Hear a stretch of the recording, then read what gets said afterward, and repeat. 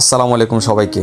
আপনারা এই মুহূর্তে যে দৃশ্যটি দেখতে পাচ্ছেন এটা হচ্ছে ইন্ডিয়ার কোরবানির ঈদের নামাজ পালনের দৃশ্য। দেখেন মুসল্লিরা সবাই একসাথে কাতারবন্দি অবস্থায় নামাজ পড়তেছে আর পুলিশ পিছন দিয়ে লাথি মারতেছে। একজন মুসলমান হিসাবে এই দৃশ্যটি আমার কাছে খুবই কষ্টদায়ক একটা দৃশ্য আমার কাছে। আপনাদের কাছে কেমন লাগতেছে বিষয়টা একটু কমেন্ট বক্সে জানাবেন। প্রথমে বলি যে আমরা মুসলমান, আমরা ভাই ভাই।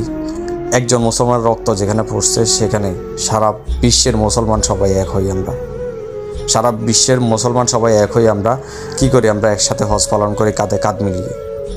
তাহলে দেখেন সে জায়গায় এতগুলো মুসলমান থাকা অবস্থায় কিভাবে এই পুলিশগুলা একটা মুসলমানের পিছনে নামাজরত অবস্থা লাথি মারতে পারে?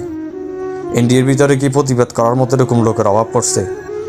আপনারা সবাই ফেসবুকের মধ্যে একটা কমিউনিটি গ্রুপ তৈরি করুন। কমিউনিটি গ্রুপ তৈরি করে এ ব্যাপারে একটু অ্যাকশন নিন। আপনারা অ্যাকশন না নিলে ভবিষ্যতে আমরা মুসলমানদের অনেক নির্যাতন হতে হবে।